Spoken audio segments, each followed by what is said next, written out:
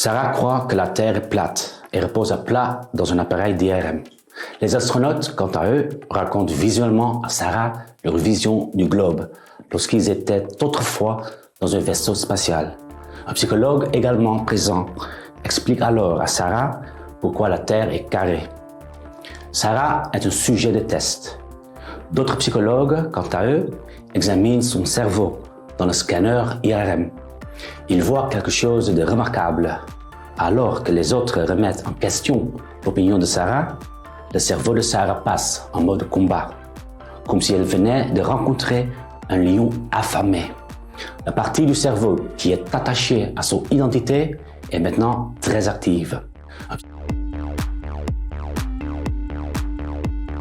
L'identité ou la loyauté de groupe, c'est-à-dire le nous, est comme la faim ou le sommeil. C'est une pulsion fondamentale de l'homme. L'homme est un être ultra social. Il a toujours survécu en formant des groupes, même en sacrifiant sa vie pour le plus grand bien du groupe en cas d'urgence. Des recherches récentes sur le cerveau, comme celle de Sarah, montrent qu'il est donc plus important pour nous d'être un bon membre du groupe que d'avoir raison. En d'autres termes, nous préférions nous tromper sur des choses fondamentales pour notre groupe, plutôt que de trahir notre groupe ou d'en être ostracisés parce que nous avons commencé à changer d'avis.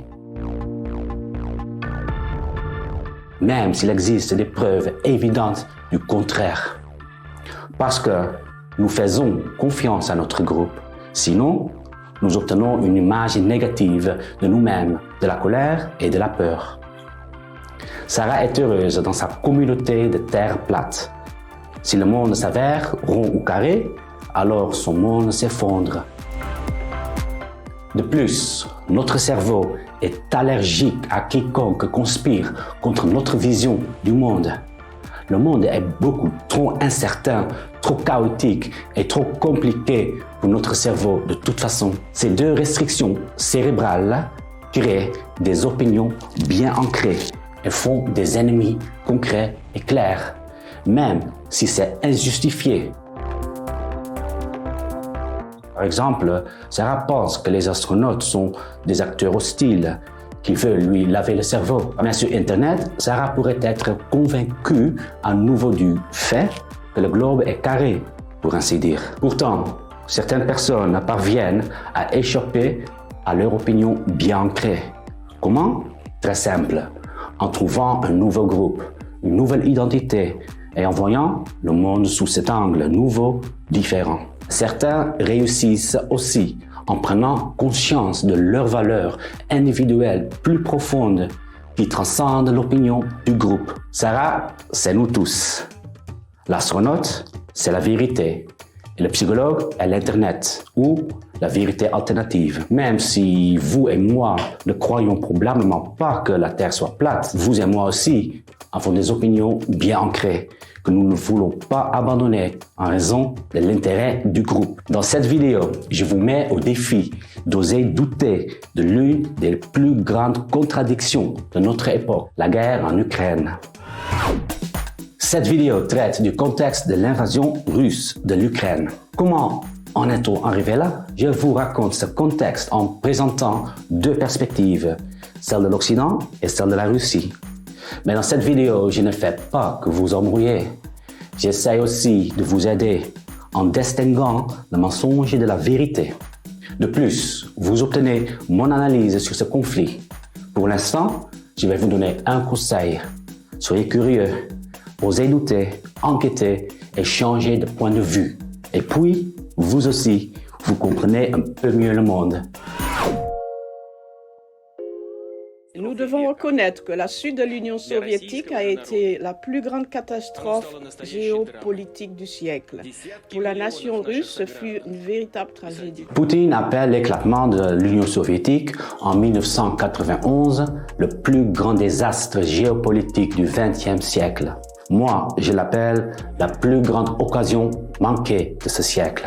Quoi qu'il en soit, La chute de l'Union soviétique est à l'origine de la guerre actuelle en Ukraine. Après la Seconde Guerre mondiale, il y avait deux superpuissances. Il s'agissait de deux systèmes opposés. Ils ont divisé le monde en deux.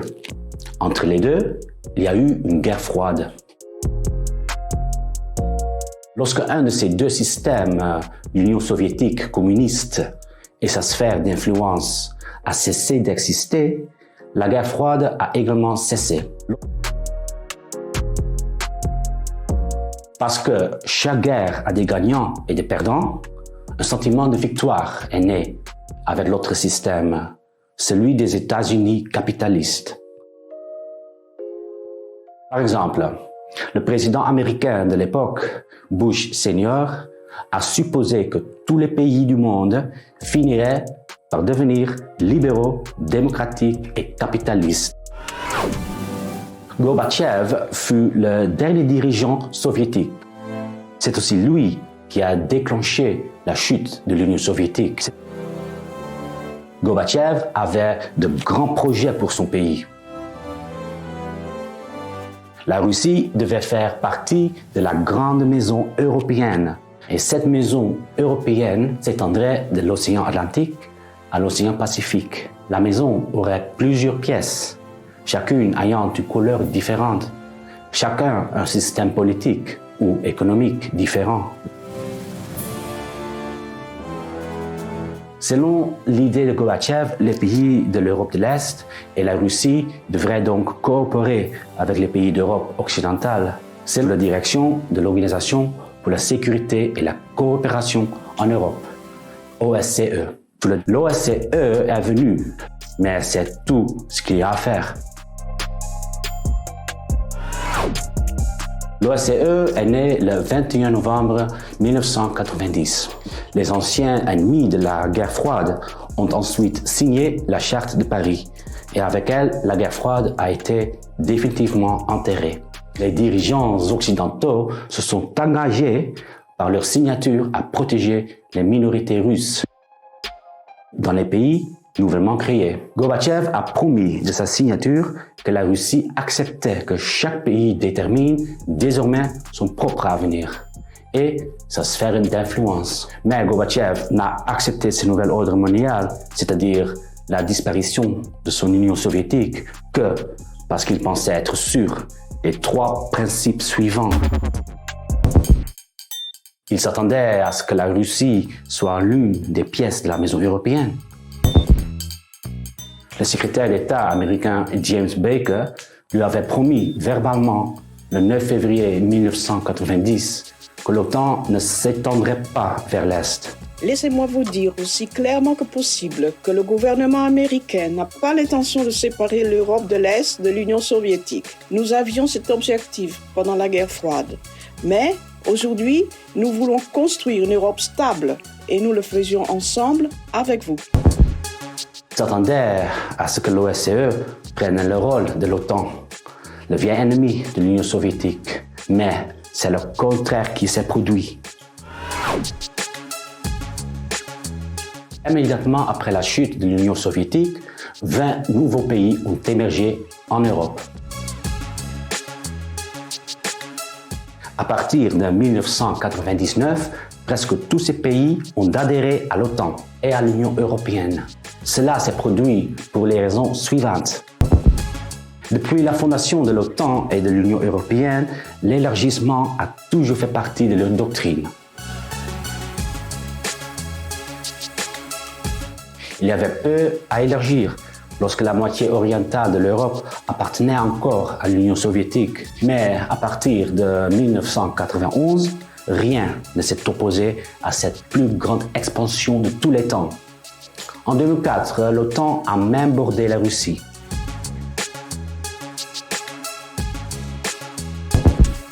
Les guerres dans les Balkans et les problèmes économiques en Europe de l'Est mettent en péril la sécurité et la stabilité de l'Europe.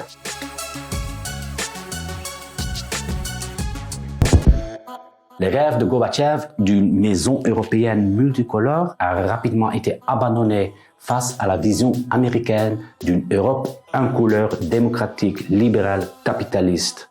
L'OSCE n'est pas devenue plus importante que l'OTAN. Les Américains ont immédiatement rejeté ce plan. Au contraire, l'OTAN et l'Union européenne ont gagné en influence dans la sphère d'influence russe. Comme pendant la guerre froide, l'expansion de la démocratie libérale est restée la motivation de l'OTAN, jusqu'aux frontières de la Russie. Tout le monde s'accorde à dire que depuis leur adhésion à l'Union européenne, les pays d'Europe de l'Est sont tous devenus plus stables et plus riches. Mais l'Occident vient d'oublier d'inclure la Russie dans cette intégration. En fait, les Américains ont refusé d'inclure la Russie dans cette affaire. Pourquoi? Cela ressort clairement de la doctrine Wolfowitz. Le plus important pour nous, c'est empêcher la réémergence d'une superpuissance concurrente comme l'ancienne Union soviétique. Si le concurrent se présente, nous devons le dissuader ou le vaincre. Nous devons réaliser que les pays qui formaient autrefois l'Union soviétique restent militairement les plus puissants de toute l'Eurasie, ce qui suit est un risque majeur pour nous. Premièrement, une renaissance nationaliste en Russie. Deuxièmement, les tentatives russes de réincorporer les républiques nouvellement indépendantes d'Ukraine et de Biélorussie. Car ce sera alors la seule puissance du monde qui sera capable de détruire les États-Unis. Cette partie de la politique de défense américaine, fuite et si secrètement intentionnelle de la deuxième moitié des années 90, avait pour l'objectif principal de protéger le statut des États-Unis en tant que seule et plus grande superpuissance du monde. Imaginez à quel point la maison européenne aurait pu devenir puissante et riche avec la Russie dans le cadre de celle-ci. En même temps, cette maison européenne aurait été une rivale trop grande pour les États-Unis. Mais ce blocus américain a eu de très grandes conséquences. Dans les années 90, la Russie s'est démocratisée sur le modèle occidental. Mais le pays est également tombé dans le chaos, la violence, la pauvreté et la corruption.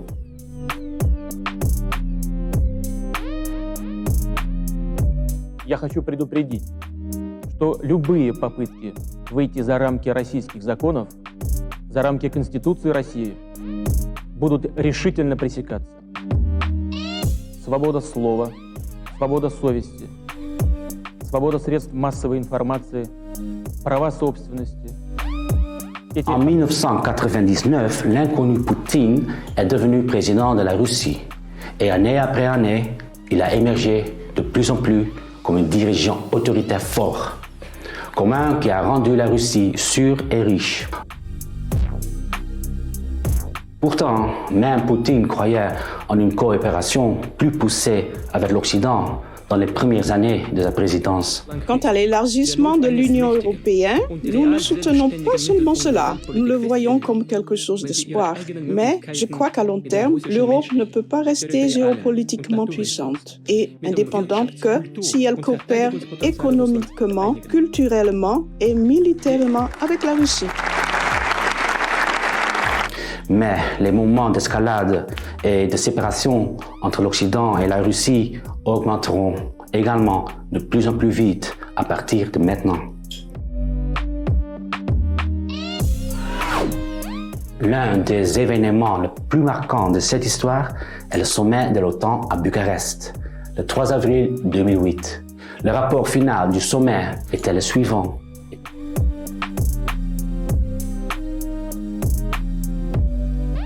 Cette déclaration allait à l'encontre de la volonté de la France et de l'Allemagne, mais a été imposée par le fils du président américain qui 20 ans plus tôt avait rassuré Gorbatchev sur l'élargissement de l'OTAN, George Bush Jr. Le ministre russe des Affaires étrangères a immédiatement lancé un avertissement. Poutine a immédiatement répondu comme suit.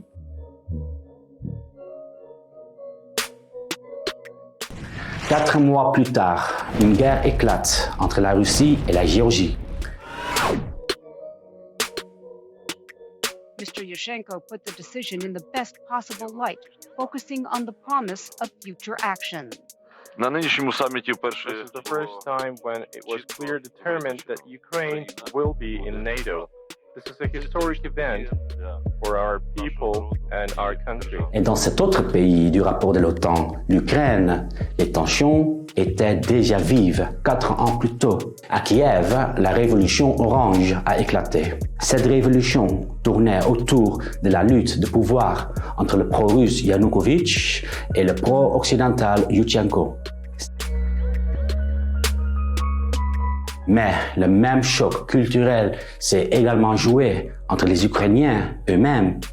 Une moitié du pays parle ukrainien, est pro-occidental et veut rejoindre l'OTAN et l'Union européenne.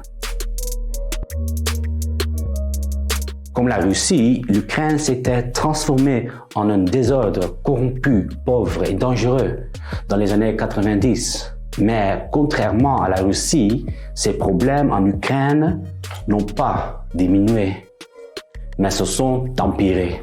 Au contraire, aux voisins d'Europe, de l'Est, de l'Ukraine, tels que la Pologne et la Hongrie. Les Ukrainiens ont vu que ces pays devenaient plus prospères chaque année depuis leur adhésion à l'Union européenne. Pour les Ukrainiens pro-occidentaux, il était clair que rejoindre l'OTAN et l'Union européenne était leur échappatoire. En novembre 2013, l'Ukraine est confrontée à un dilemme explosif. Le pays doit alors choisir entre 2 accords économiques. 20 ans après la fin de la guerre froide, le monde semble à nouveau divisé en 2 systèmes. L'Ukraine est l'objet de cette division. Le pays sera déchiré et détruit par elle. L'un des accords est avec l'Union européenne, le système occidental de démocratie libérale, mais cet accord a des conditions strictes, telles que la lutte contre la corruption majeure dans le pays. L'autre accord est avec la Russie. Ce pays se considère de plus en plus avec des pays comme la Chine comme l'alternative au système occidental. La Russie, déjà, l'avait bien senti. Elle séduit l'Ukraine avec un accord incontournable, plein d'avantages. Lutter contre la corruption? Vous êtes fous. Le pro-russe Yanukovych est alors président et il rejette l'accord de l'Union européenne. Quand l'Ukraine pro-occidentale entend cela, ça éclate. La révolution de Maïdan éclate et les manifestants exigent avec succès le départ de le président pro-russe. C'est un moment crucial pour l'Ukraine, car cette révolution finira par conduire à la guerre d'aujourd'hui. À partir de ce moment, les perspectives russes et occidentales sur ce qui s'est réellement passé divergeront de plus en plus. L'Occident a délibérément organisé un coup d'État en Ukraine en échangeant un président pro-russe démocratiquement élu contre un président pro-occidental non démocratiquement élu. Yanukovych et son gouvernement ont commis des fraudes, ont été profondément corrompus et ont violé les droits de l'homme. Avant que Yanukovych ne rejette l'accord de l'Union européenne, le Parlement ukrainien avait voté à une large majorité pour négocier l'accord avec l'Union européenne. La Russie a fait pression sur le gouvernement ukrainien pour qu'il rejette l'accord avec l'Europe. Les manifestants se sont rebellés à juste titre contre cela. Eh bien, le nouveau gouvernement ukrainien était tout aussi corrompu. Si vous vous souciez vraiment de la démocratie, pourquoi avez-vous contribué à ce changement de régime antidémocratique? J'ai suffisamment de preuves.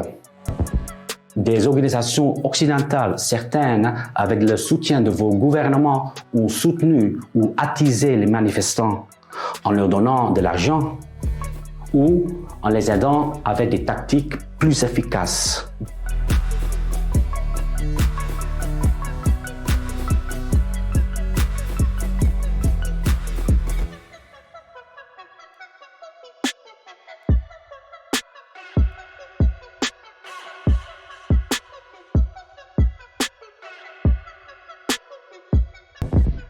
les politiciens occidentaux se sont rendus à Maïdan.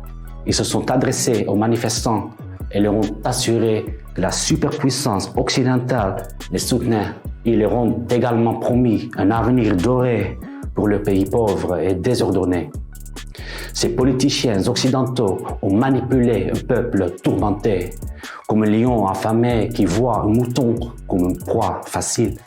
Ukraine will make Europe better, and Europe will make Ukraine better. Le point de basculement a été le 30 novembre 2013. Jusqu'à là, les manifestations étaient pacifiques. Mais, inexplicablement, des groupes de policiers et des hooligans agressifs apparaissent en même temps, se mêlant aux manifestants. Le résultat est un combat sanglant avec des victimes parmi les manifestants pacifiques. Après ce 30 novembre, les manifestants veulent se venger. La manifestation devient plus violente, donc plus efficace. Selon notre enquête, la personne qui avait appelé les agents à sévir était en contact étroit avec des politiciens américains. Soit dit en passant, nous reconnaissons ce modèle d'autres révolutions du monde entier, comme en Iran, en Géorgie et en Syrie. L'objectif américain est qu'un éventuel coup d'État renverse le régime qui leur est hostile. And, I'm sure that's part of what Yanukovych is calculating on all of this. I think Yats is the guy who's got the economic experience, the governing experience. He's the guy, what he needs is Klitsch and Tony Book on the outside. He needs to be talking to them 4 times a week. I just think Klitsch going in, he's going to be at that level working for Yatsenyuk. It's just not going to work. En février 2014, nous avons publié sur YouTube un appel téléphonique secret entre le secrétaire d'État adjointe des États-Unis, Victoria Nuland, et l'ambassadeur des États-Unis en Ukraine, Geoffrey Pyatt. Dans cette conversation, vous pouvez clairement entendre que les Américains veulent déterminer comment la révolution de Maïdan se terminera et qui arrivera au pouvoir. Vous avez illégalement publié cet extrait sur YouTube, juste pour contrecarrer notre médiation dans le conflit. D'ailleurs, il n'y a que des vœux pieux. En tout cas, ce n'est pas une preuve de votre accusation selon laquelle nous préparions un coup d'État illégal. Le point culminant de la révolution est à partir du 22 janvier 2014. Ensuite, les manifestants commencent à occuper des bâtiments gouvernementaux et l'atmosphère devient plus sombre de jour en jour. Ce sont les jours les plus sanglants depuis l'indépendance de l'Ukraine. Mais les Ukrainiens ne savent pas encore ce qui les attend dans les 10 prochaines années. Le 21 février 2014, la police a dû se retirer car les manifestants contrôlaient le centre de Kiev. La vie de Yanukovych n'était plus certaine. Le Parlement ukrainien a voté ce jour-là pour la destitution de Yanukovych. Cela nécessitait une majorité de 2/3, mais sur les 338 députés nécessaires, seuls 328 d'entre eux ont voté pour la destitution. Pourtant, la destitution était considérée comme légitime par le Parlement, par l'Occident, en fait, par le monde entier. Bien sûr, nous avons jugé le vote illégal. C'était un coup d'État américain. Quelle absurdité! Yanukovych et l'opposition sont parvenus à un accord ce jour-là. Il y aurait un nouveau gouvernement temporaire et des élections anticipées. Mais Yanukovych s'est enfui en Russie le même jour. En raison de sa fuite, Yanukovych n'était plus en mesure de remplir ses fonctions constitutionnelles de président.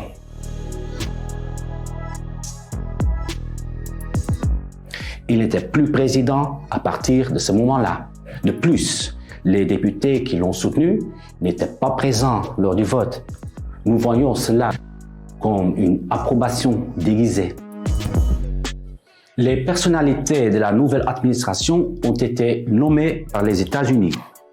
Dans quelle mesure la nomination de Saakashvili au poste de gouverneur de Odessa est-elle différente? Cette marionnette américaine n'est pas ukrainienne, mais l'ancien président de la Géorgie. Dans son propre pays, il a mené la révolution des roses et a fait la guerre à la Russie. Saakashvili était président de la Géorgie lorsque la Russie a envahi son pays et en a occupé une partie. Il est devenu gouverneur d'Odessa pour lutter contre la corruption généralisée. La lutte contre la corruption était également sa devise en Géorgie. Il a quitté le poste de gouverneur parce que la corruption serait trop grande et imbattable. Il se bat maintenant pour sa vie en prison parce qu'il a été accusé de corruption par le gouvernement pro-russe en Géorgie. Qu'en est-il de Hunter Biden, le fils du président américain? Biden était vice-président pendant le Maïdan. À partir de zéro, en 2014, Hunter avait un emploi de haut niveau en Ukraine et gagnait $50 000 par mois. N'est-ce pas de la corruption? Lors du référendum du 16 mars 2014, le peuple de Crimée a voté à 96% pour la sécession de l'Ukraine et l'adhésion à la Russie. Le nouveau régime illégal de Kiev était hostile aux russophones de Crimée. Le référendum était illégal et injuste parce que des soldats russes étaient présents lors du vote. La Russie a conquis militairement la Crimée. Et rétrospectivement, c'était un présage agressif pour l'invasion russe de l'année dernière. Nos soldats ont toujours été présents en Crimée parce que Sébastopol est notre base navale. Nos soldats voulaient seulement protéger la population locale pour qu'elle puisse voter en toute sécurité. Poutine a finalement admis que les soldats russes avaient bloqué l'armée ukrainienne en Crimée. Je vois les choses de cette façon. La Russie n'a pas conquis la Crimée de l'extérieur, mais elle l'a conquise de l'intérieur. Étant donné que la majorité en Crimée a toujours été pro-russe, je n'ai aucun doute sur le résultat du référendum. Mais la Crimée était et est un territoire souverain ukrainien. Les événements, à tort ou à raison, sont donc contraires au droit international.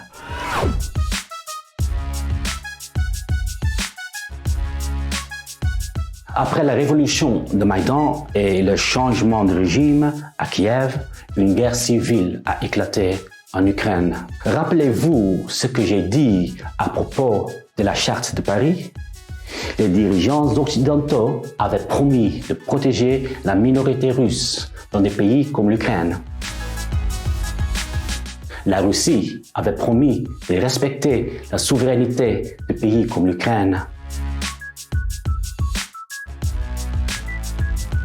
Tous deux reprennent leurs promesses.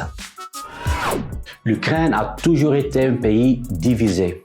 Au moins un tiers de la population parle russe. Ces personnes vivent principalement dans l'Est et le Sud-Est. Yanukovych voulait une société pacifique et malgré les protestations des nationalistes ukrainiens, en 2012, il a fait de la langue russe la deuxième langue officielle de l'Est de l'Ukraine. Un jour après le changement de régime, le Parlement ukrainien a annulé cette loi. Le 7 avril 2014, les Ukrainiens de l'Est ont déclaré les provinces de Donetsk et de Lugansk républiques populaires indépendantes. Kiev a répondu par des lois antiterroristes, envoyant des soldats dans la région et bombardant des civils.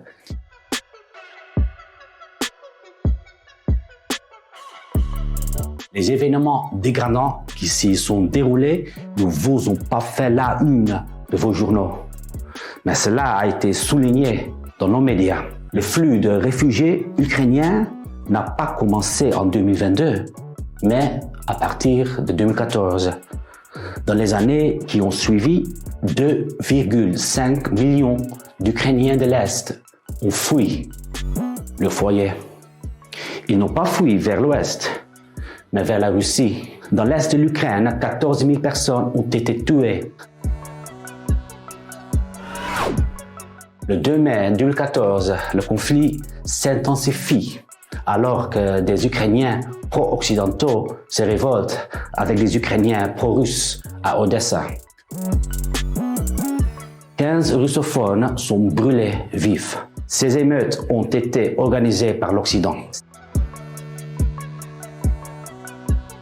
Ce sont encore des mensonges russes.